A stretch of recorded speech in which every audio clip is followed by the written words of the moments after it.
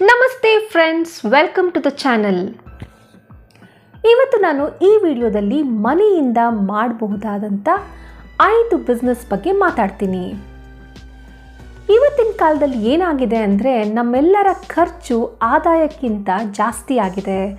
ಅದರಲ್ಲೂ ಮಧ್ಯಮ ವರ್ಗದ ಜನರಿಗೆ ಈ ಸಮಸ್ಯೆ ತುಂಬ ಕಾಮನ್. ಅದರಲ್ಲೂ ಫ್ಯಾಮಿಲಿನಲ್ಲಿ ಒಬ್ಬ ವ್ಯಕ್ತಿ ದುಡಿತಾ ಇದ್ದಾರೆ, ಇಡೀ ಫ್ಯಾಮಿಲಿ ಅವ್ರ ಮೇಲೆ ಡಿಪೆಂಡೆಂಟ್ ಅಂದರೆ ಕೇಳಲೇಬೇಡಿ ಪ್ರಶ್ನೆನ, ಅಲ್ವಾ? ಎಷ್ಟೊಂದು ಜನ ಹೌಸ್ ವೈಫ್ಸ್ಗೆ ಮನೆ ಬಿಟ್ಟು ಆಚೆ ಹೋಗೋಕ್ಕಾಗಲ್ಲ.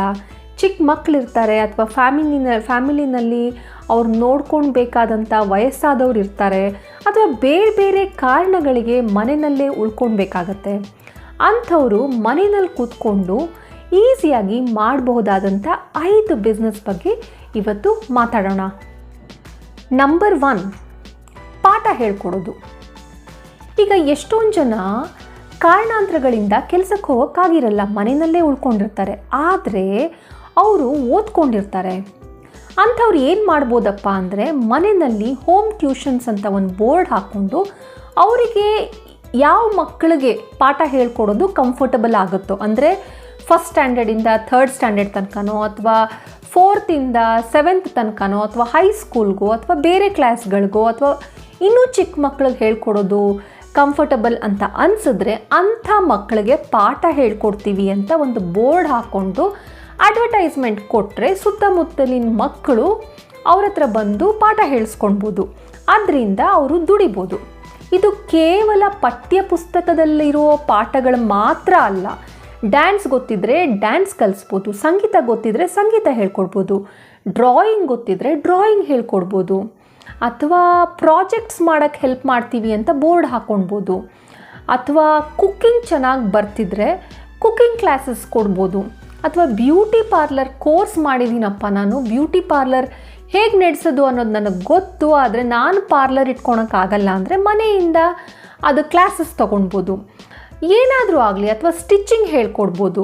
ಹೀಗೆ ತಮಗೆ ಯಾವುದರಲ್ಲಿ ನಾಲೆಡ್ಜ್ ಇದೆಯೋ, ತಮಗೆ ಯಾವುದರಲ್ಲಿ ಯಾವ ಕೆಲಸ ಚೆನ್ನಾಗಿ ಗೊತ್ತಿದೆಯೋ ಆ ಕೆಲಸನ ಮಕ್ಕಳಿಗೆ ಅಥವಾ ಆಸಕ್ತಿ ಇರೋರಿಗೆ ಮನೆಯಿಂದ ಹೇಳ್ಕೊಡೋದ್ರ ಮೂಲಕ ಮನೆಯಿಂದಲೇ ದುಡಿಬೋದು. ಇದು ನಂಬರ್ 1. ನಂಬರ್ 2, ನಿಮ್ಮ ಮನೆಯಲ್ಲಿ ಯಾವುದಾದ್ರೂ ರೂಮ್ ಖಾಲಿ ಇದ್ದರೆ ಅಥವಾ ಸ್ವಲ್ಪ ಜಾಗ ಖಾಲಿ ಇದ್ದರೆ ಅದನ್ನು ನೀವು ಬ್ಯೂಟಿ ಪಾರ್ಲರ್ ಅಂತ ಓಪನ್ ಮಾಡ್ಕೊಳ್ಬೋದು. ಒಂದು ಬೋರ್ಡ್ ಹಾಕಬೇಕಾಗತ್ತೆ, ನಿಮ್ಮ ಅಕ್ಕಪಕ್ಕದ ಮನೆಯವ್ರಿಗೆ ಹೇಳ್ಕೊಳ್ಬೇಕಾಗತ್ತೆ, ಈ ಥರ ನಾನು ಬ್ಯೂಟಿ ಪಾರ್ಲರ್ ಸರ್ವಿಸ್ ಕೊಡ್ತೀನಿ ಅಂತ ಹೇಳಿಕೊಂಡು ನೀವು ಮನೆಯಿಂದಲೇ ಬ್ಯೂಟಿ ಪಾರ್ಲರ್ ಸರ್ವಿಸ್ ಸ್ಟಾರ್ಟ್ ಮಾಡ್ಬೋದು. ನೀವು ಇದಕ್ಕೆ ಕೋರ್ಸ್ ಮಾಡಿದರೆ ತುಂಬ ಒಳ್ಳೆಯದು. ಕೋರ್ಸ್ ಮಾಡಿಲ್ಲ ಅಂದರೆ ಅದು ತುಂಬ ಜಾಸ್ತಿ ಸಮಯ ತಗೊಳ್ಳಲ್ಲ. ನೀವು ಹತ್ತಿರದಲ್ಲಿರೋ ಯಾವುದಾದ್ರೂ ಬ್ಯೂಟಿ ಪಾರ್ಲರ್ ಹತ್ರ ಮಾತಾಡಿಕೊಂಡು ಅದ್ರ ಬಗ್ಗೆ ಜ್ಞಾನ ತಗೊಂಡು ಅಥವಾ ಅದ್ರ ಬಗ್ಗೆ ನಾಲೆಡ್ಜ್ ತಗೊಂಡು ನೀವು ಬ್ಯೂಟಿ ಪಾರ್ಲರ್ ಮನೆಯಿಂದ ಸ್ಟಾರ್ಟ್ ಮಾಡ್ಬೋದು. ಈಗ ಕೆಲವೊಂದು ಇನ್ಸ್ಟಿಟ್ಯೂಟ್ಸು ಫ್ರೀಯಾಗಿ ಅಥವಾ ತುಂಬ ಕಡಿಮೆ ದುಡ್ಡಿಗೆ ಬ್ಯೂಟಿ ಪಾರ್ಲರ್ ಕೋರ್ಸ್ ಕೊಡ್ತಾ ಇದ್ದಾವೆ. ನೀವದ್ರ ಪ್ರಯೋಜನ ತಗೊಂಡು ಕಲಿತು ಮನೆಯಿಂದ ಈ ಸರ್ವಿಸ್ ಕೊಡ್ಬೋದು. ನಂಬರ್ 3, ನೀವು ಮನೆಯಿಂದನೇ ಅಡುಗೆ ಮಾಡಿ ಆ ಸರ್ವಿಸ್ ಪ್ರೊವೈಡ್ ಮಾಡ್ಬೋದು. ಅಂದರೆ ಕುಕ್ಕಿಂಗ್ ಮಾಡ್ಬೋದು ಮನೆಯಿಂದ. ಇದು ಹೇಗೆ ಅಂತೀರಾ? ಈಗ ನಿಮಗೆ ಗೊತ್ತಿರೋರ್ದು, ಅಕ್ಕಪಕ್ಕದ ಮನೆಯವ್ರದ್ದು ಎಲ್ಲ ಸೇರಿಸಿ ಒಂದು ವಾಟ್ಸಪ್ ಗ್ರೂಪ್ ಮಾಡ್ಕೊಳ್ಳಿ. ಇವಾಗ ನೀವು ಟಿಫಿನ್ ಸರ್ವಿಸ್ ಕೊಡ್ತೀನಿ ಅಂದರೆ ನಾಳೆ ದಿನ ನಾನು ಈ ಬ್ರೇಕ್ಫಾಸ್ಟ್ ಮಾಡ್ತಾಯಿದ್ದೀನಿ, ಯಾರ್ಯಾರಿಗೆ ಇಂಟ್ರೆಸ್ಟ್ ಇದೆಯೋ ಈಗಲೇ ಹೇಳಿ ಅಂತ ಒಂದು ಮೆಸೇಜ್ ಹಾಕಿ ಗ್ರೂಪಲ್ಲಿ ಆ ಅಡುಗೆಗೆ ಅಥವಾ ಆ ತಿಂಡಿಗೆ ನೀವು ರೆಡಿ ಮಾಡ್ಕೊಳ್ಳಿ. ಯಾರ್ಯಾರ್ದು ಬರುತ್ತೋ ಅವ್ರ ಹತ್ರ ಎಲ್ಲ ನೀವು ಆನ್ಲೈನ್ ಪೇಮೆಂಟ್ ಮಾಡಿಸ್ಕೊಳ್ಬೋದು, ಅಥವಾ ನೀವು ತಿಂಡಿ ಬ್ರೇಕ್ಫಾಸ್ಟ್ ಕೊಟ್ಟಾದಮೇಲೆ ದುಡ್ಡು ತೊಗೊಳ್ಬೋದು. ಈ ಥರ ಸರ್ವಿಸ್ ನೀವು ಮನೆಯಿಂದ ಸ್ಟಾರ್ಟ್ ಮಾಡ್ಬೋದು. ಇದು ಟಿಫಿನ್ ಸರ್ವಿಸ್ ಆಗಿರ್ಬೋದು, ಅಥವಾ ಬರೀ ನಾನು ಮಧ್ಯಾಹ್ನದ ಲಂಚ್ ಪ್ರೊವೈಡ್ ಮಾಡ್ತೀನಿ, ಮಧ್ಯಾಹ್ನದ ಊಟ ಪ್ರೊವೈಡ್ ಮಾಡ್ತೀನಿ ಅಂದರೆ ಪರವಾಗಿಲ್ಲ, ಅಥವಾ ನಾನು ರಾತ್ರಿ ಊಟ ಮಾತ್ರ ಕೊಡ್ತೀನಿ ಅಂದರೆ ಆ ಡಿನ್ನರ್ ಸರ್ವಿಸ್ ಸ್ಟಾರ್ಟ್ ಮಾಡ್ಕೊಳ್ಬೋದು. ಅಥವಾ ನಾನು ಅಡುಗೆ ಊಟ ಮಾಡಲ್ಲ, ಬರೀ ಚಟ್ನಿ ಪುಡಿ, ಸಾಂಬಾರು ಪುಡಿ, ಚಟ್ನಿಗಳನ್ನ ಮಾಡಿ ಮಾರ್ತೀನಿ ಅಂದರೆ ಅದು ಕೂಡ ಹೀಗೆ ಒಂದು ವಾಟ್ಸಪ್ ಗ್ರೂಪ್ ಮಾಡ್ಕೊಳ್ಳಿ, ಅಡ್ವರ್ಟೈಸ್ಮೆಂಟ್ ಕೊಡಿ, ಆಸಕ್ತಿ ರೇಟ್ ತಿಳಿಸಿ ಇಷ್ಟಾಗುತ್ತೆ ಅಂತ. ಆಸಕ್ತಿ ಉಳ್ಳವರು ನಿಮ್ಮ ಹತ್ರ ಬರ್ತಾರೆ. ಕೆಲವೊಂದು ಸರಿ ಫ್ರೀ ಸ್ಯಾಂಪಲ್ ಕೊಡಬೇಕಾಗತ್ತೆ, ಏಕೆಂದರೆ ನಿಮ್ಮ ರುಚಿ ಅವ್ರು ನೋಡಬೇಕಲ್ಲ. ಒಂದು ಸರಿ ನಿಮ್ಮ ರುಚಿ ಅವರಿಗೆ ಗೊತ್ತಾದರೆ, ನಿಮ್ಮ ಕೈ ರುಚಿ ಅವ್ರಿಗೆ ಗೊತ್ತಾದರೆ ಅವರು ಡೆಫಿನೆಟಾಗಿ ನಿಮ್ಮ ಹತ್ರ ಪದೇ ಪದೇ ತೊಗೊಳೋಕ್ಕೆ ಬರ್ತಾರೆ. ಇಷ್ಟೇ ಅಲ್ಲದೆ ಬರೀ ಅಡುಗೆ ತಿಂಡಿ, ಚಟ್ನಿ ಪುಡಿ, ಸಾಂಬಾರು ಪುಡಿ ಅಲ್ಲದೆ ಚಾಕ್ಲೇಟ್ಸ್ ಮಾಡೋದು ಸ್ಟಾರ್ಟ್ ಮಾಡ್ಕೊಳ್ಬೋದು, ಕೇಕ್ ಮೇಕಿಂಗ್ ಮಾಡ್ಕೊಳ್ಬೋದು. ಬರ್ಡೇ ಪಾರ್ಟೀಸ್ಗೆ ನಾವು ಈ ಥರ ಪ್ರೊವೈಡ್ ಮಾಡ್ತೀವಿ ಅಂತ ಅಡ್ವರ್ಟೈಸ್ಮೆಂಟ್ ಕೊಡ್ಬೋದು. ಅಥವಾ ಬೇರೆ ಏನಾದ್ರು ಜಾಮ್, ಜೆಲ್ಲಿ, ಉಪ್ಪಿನಕಾಯಿ ಈ ಥರ ಬೇರೆ ಬೇರೆ ಅಡುಗೆ ಪದಾರ್ಥಗಳನ್ನು ನಿಮಗೆ ಯಾವ್ದು ಆಸಕ್ತಿ ಇದೆಯೋ ಅದನ್ನು ಮಾಡಿ ಅದನ್ನು ಮಾರಬಹುದು ಅಡ್ವರ್ಟೈಸ್ಮೆಂಟ್ ಕೊಟ್ಟು. ಇದು ಕೂಡ ತುಂಬ ಒಳ್ಳೆ ಬಿಸ್ನೆಸ್. Number 4, tailoring. ಈಗ ನೀವು ಟೇಲರಿಂಗ್ ಕಲ್ತಿರ್ತೀರಾ ಅಂತ ಇಟ್ಕೊಳ್ಳಿ, ಅಥವಾ ನೀವು ಟೇಲರಿಂಗ್ ಕಲ್ತಿಲ್ಲ, ನನಗೆ ಬರೀ ಆಸಕ್ತಿ ಇದೆ ಅಂದರೆ ಕಲ್ತ್ಕೊಳ್ಳಿ. ನಿಮ್ಮ ಅಕ್ಕಪಕ್ಕದಲ್ಲೇ ಕಲಿಸೋರು ತುಂಬ ಜನ ಇರ್ತಾರೆ. ಆ್ಯಂಡ್ ನಿಮ್ಗೆ ಆಸಕ್ತಿ ಇದ್ದರೆ, ಅದ್ರ ಬಗ್ಗೆ ಆಸಕ್ತಿ ಇದ್ದರೆ ತುಂಬ ಬೇಗ ಇದನ್ನು ಕಲಿಬೋದು. ಕಲಿತು ಮನೆಯಿಂದ ನಾವು ಈ ಟೇಲರಿಂಗ್ ಸರ್ವಿಸ್ ಪ್ರೊವೈಡ್ ಮಾಡ್ತೀವಿ ಅಂತ ಒಂದು ರೇಟ್ ಕಾರ್ಡ್ ಫಿಕ್ಸ್ ಮಾಡಿ ಹಾಕ್ಕೊಳ್ಳಿ. ಅಂದರೆ ನೀವು ಬ್ಲೌಸ್ ಹೊಲಿತೀವಿ ಅನ್ನೋದಾದರೆ ಬ್ಲೌಸು, ಇಲ್ಲ ಬರೀ ನಾವು ಶರ್ಟ್ ಹೊಲಿತೀವಿ ಅಂದರೆ ಅದು ಸರಿ, ಇಲ್ಲ ಕುರ್ತಾ ಆ ಥರದ್ದು ಹೊಲಿತೀವಿ ಅಂದರೆ ಅದು ಸರಿ. ಹಾಗೆ ನಿಮಗೆ ಯಾವುದ್ರಲ್ಲಿ ಆಸಕ್ತಿ ಇದೆಯೋ ಅದನ್ನು ಸರ್ವಿಸ್ ಪ್ರೊವೈಡ್ ಮಾಡ್ಬೋದು. ನೀವು ಒಂದು ರೇಟ್ ಕಾರ್ಡ್ ಫಿಕ್ಸ್ ಮಾಡಿ ಅಡ್ವರ್ಟೈಸ್ಮೆಂಟ್ ಕೊಟ್ಟರೆ ಖಂಡಿತ ಜನ ನಿಮ್ಮ ಹತ್ರ ಬಂದೇ ಬರ್ತಾರೆ.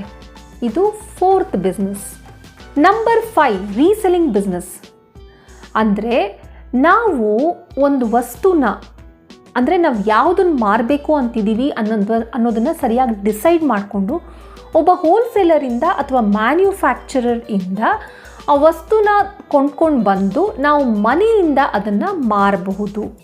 ಅದು ಸ್ಟೇಷ್ನರಿ ಐಟಮ್ಸ್ ಆಗಿರ್ಬೋದು, ಕುರ್ತಾ ಪೈಜಾಮ ಆಗಿರ್ಬೋದು, ಚೂಡಿದಾರ್ಸ್ ಆಗಿರ್ಬೋದು, ಅಥವಾ ಶರ್ಟ್ಸ್, ಫ್ಯಾಷನ್ ಜ್ಯುವೆಲ್ರಿ ಯಾವುದಾದ್ರೂ ಆಗಲಿ, ನಮಗಿಷ್ಟ ಆಗಿರೋ ವಸ್ತುನ ನಾವು ಆಯ್ಕೆ ಮಾಡಿಕೊಂಡು ಅದನ್ನೊಬ್ಬ ಹೋಲ್ಸೇಲರ್ ಅಥವಾ ಮ್ಯಾನ್ಯುಫ್ಯಾಕ್ಚರರ್ ಹತ್ರ ಕಡಿಮೆಗೆ ಪರ್ಚೇಸ್ ಮಾಡಿಕೊಂಡು ನಮ್ಮದು ಸ್ವಲ್ಪ ಪ್ರಾಫಿಟ್ ಮಾರ್ಜಿನ್ ಇಟ್ಟು ಅಡ್ವರ್ಟೈಸ್ಮೆಂಟ್ ಕೊಟ್ಟು ಅದನ್ನು ಮಾರೋದು.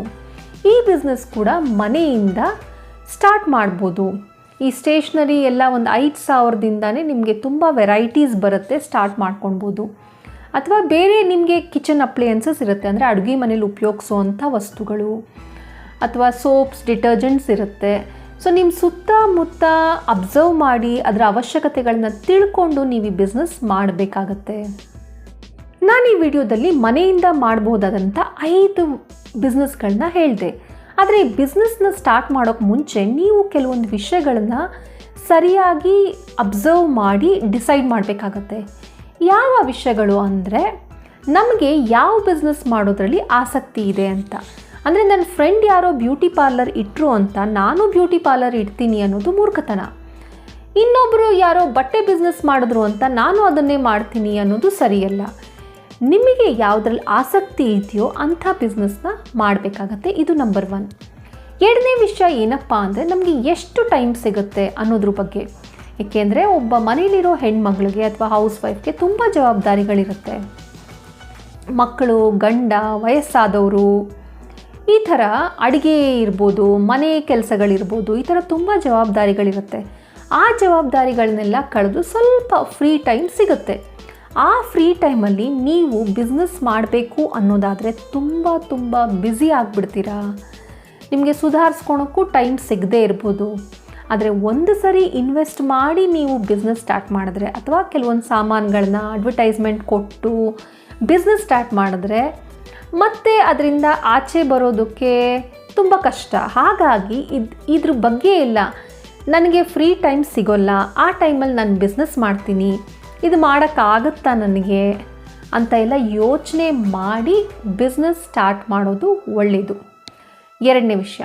3ನೇದು, ನೀವು ಮನೆಯಿಂದ ಬಿಸ್ನೆಸ್ ಸ್ಟಾರ್ಟ್ ಮಾಡ್ತೀರಾ ಅಂದರೆ ಅದಕ್ಕೆ ಅಫ್ಕೋರ್ಸ್ ರೆಂಟ್ ಕೊಡೋ ಹಾಗಿಲ್ಲ, ಬೇಗ ಸ್ಟಾರ್ಟ್ ಮಾಡ್ಬೋದು, ಅದೆಲ್ಲ ಕರೆಕ್ಟೇ.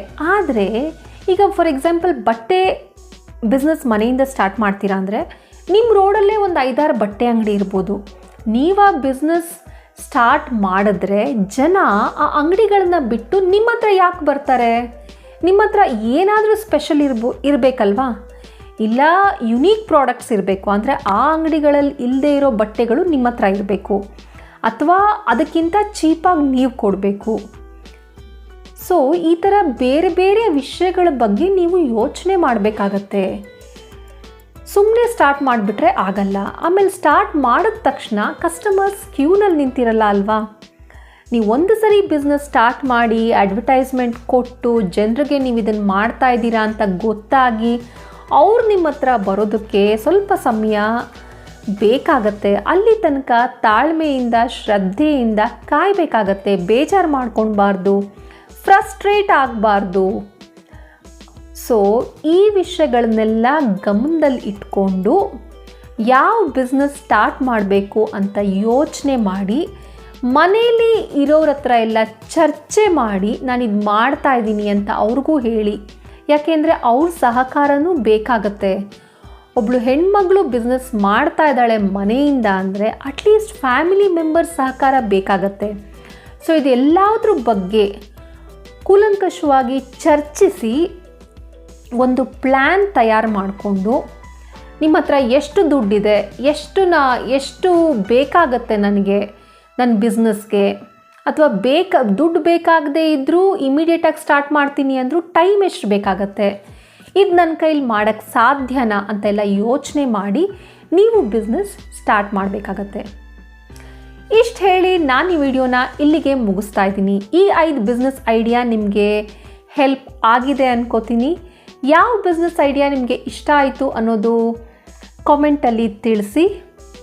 ಇಷ್ಟು ಹೇಳ್ತಾ ಮತ್ತೆ ಸಿಗೋಣ ಮುಂದಿನ ವಿಡಿಯೋದಲ್ಲಿ. ನೀವಿನ್ನೂ ಈ ಚಾನಲ್ಗೆ ಸಬ್ಸ್ಕ್ರೈಬ್ ಆಗಿಲ್ಲ ಅಂದರೆ ಈ ಕೂಡಲೇ ಸಬ್ಸ್ಕ್ರೈಬ್ ಮಾಡ್ಕೊಳ್ಳಿ, ಬೆಲ್ ಐಕನ್ ಪ್ರೆಸ್ ಮಾಡಿ ನೋಟಿಫಿಕೇಷನ್ಸ್ಗೆ, ಮತ್ತು ಈ ವಿಡಿಯೋನ ನಿಮ್ಮ ಫ್ರೆಂಡ್ಸ್ ಫ್ಯಾಮಿಲಿ ಜೊತೆ ಶೇರ್ ಮಾಡಿ. ಮತ್ತೆ ಸಿಗೋಣ ಮುಂದಿನ ವಿಡಿಯೋದಲ್ಲಿ. ಅಲ್ಲಿ ತನಕ ನಮಸ್ಕಾರ.